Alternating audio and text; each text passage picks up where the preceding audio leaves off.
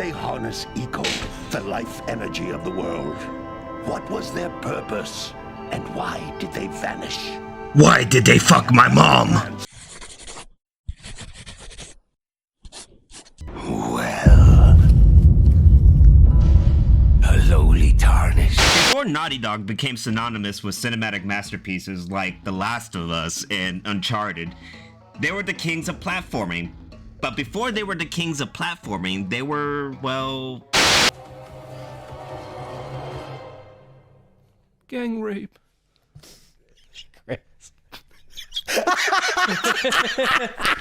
a bunch of fucking mad scientists. The year was 2001. The PlayStation 2 was still young, and Naughty Dog had just wrapped up its Crash Bandicoot series. But instead of milking their beloved orange marsupial, It don't matter. None of this matters. they decided to go bigger, bolder, weirder, venturing into open world platforming, a technical challenge that no one had quite pulled off just yet. Started off as the game that we all wanted to see for a next generation console. We had never really explored free roaming. We had never explored giant environments. We had never explored anywhere near the detail that we knew that we could get on the PlayStation 2. We just kind of went through a process of, as gamers, what would we want? And then what more can we produce beyond even a gamer's expectations? Building the worlds for Jak and Daxter was a huge challenge. I mean, you got programming, you got art, you got design. Integrating all that into a game that's still a gamer's game has been really satisfying and fun. The results? Jak and Daxter, the precursor legacy. A game that took everything we know about platforming and rewrote the rulebook for it. But here's the kicker. Unlike most games, Jak and Daxter was built to have 0 loading screens. Like ever. Naughty Dog developed an entirely seamless world using an insane level of behind-the-scenes streaming tech that even modern developers would struggle to replicate. And that's just one of the things that made Jak and Daxter feel like magic back then, and honestly, still does. The sage yaps on about the precursors that built this place all the time. Where did they go? Why did they build this crud? Now, I like precursor orbs and power cells as much as the next guy. But if you ask me, they must have been real losers. Wow! How did you do that? I think Oh yeah, in this one he's mute. He doesn't talk.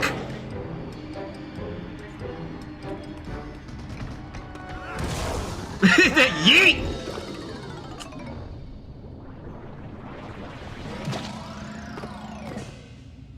Man, that stung. I told you we shouldn't have come here, and you listened. What?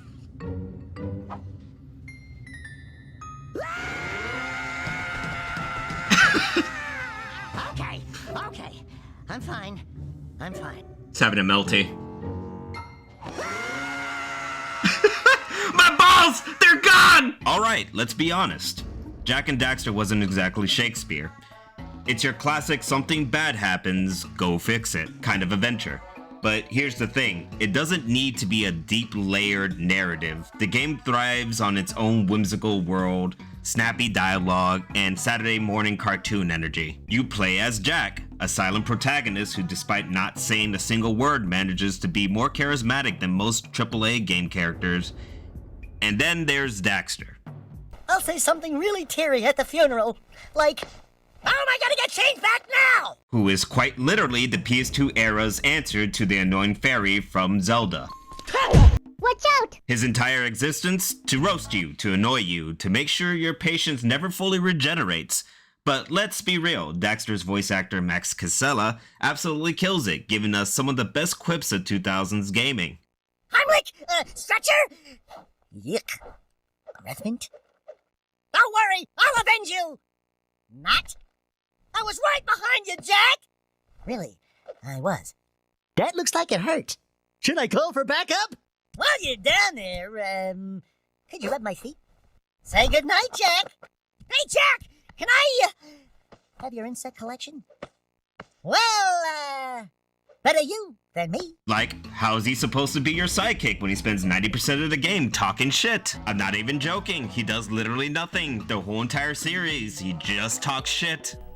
None of this matters. But if this story is just an excuse to throw you into a crazy, colorful world, the gameplay is where Jak and Daxter flexes. This game is purebred platformer.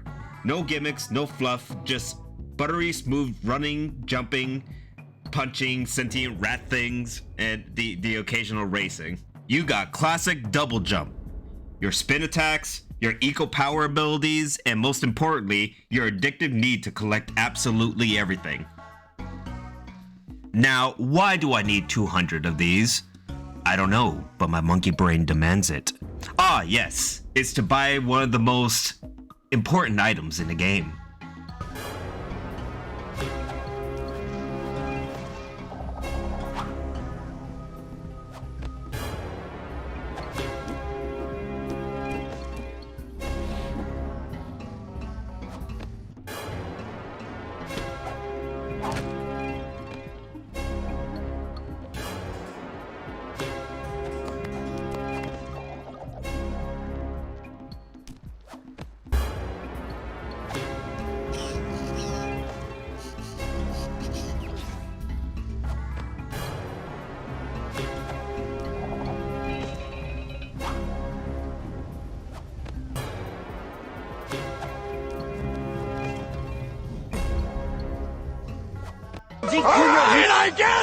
Power Cells, the game's main collectible. Think Mario 64 stars, but instead of you get Daxter humping the air in celebration. It's honestly impressive how the game keeps you moving without ever feeling repetitive.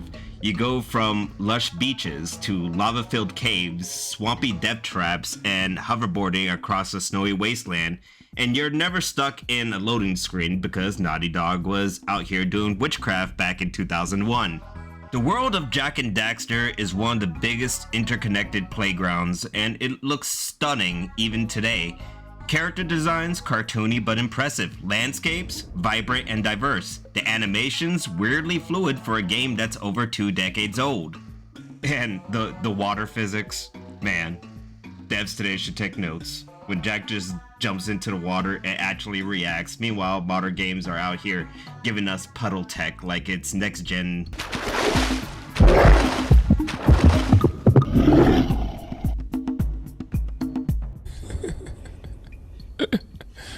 Sensational. And speaking of the precursors, let's not forget the precursor to Naughty Dog's vehicle obsession, the Zoomer. If you ever wanted to know where Uncharted's Jeep physics came from, it's this thing, only instead of driving through the jungle, you're trying not to die in an instant kill lava pit. And speaking of dying spectacularly, let's talk about the difficulty. At first, you're chilling. You're collecting orbs, punching some lurkers, jumping across simple platforms, and then BAM! The game slaps you with a hope you like precision platforming. Seriously, the game goes from relaxing to the floor is color-coded and there's a lot of green. What makes Jak and Daxter so special is that it's Naughty Dog's last pure platformer before they went all in storytelling. After this game, Jak became a gun-toting, brooding anti-hero, and then Naughty Dog left him behind entirely for Drake, zombies, and a depressing amount of realism. But Jak and Daxter is from a time when games were just about fun, bright, colorful, full of personality and charm. So if you somehow never played this game, go fix that, because Jak and Daxter isn't just a platforming classic, it's a damn good time.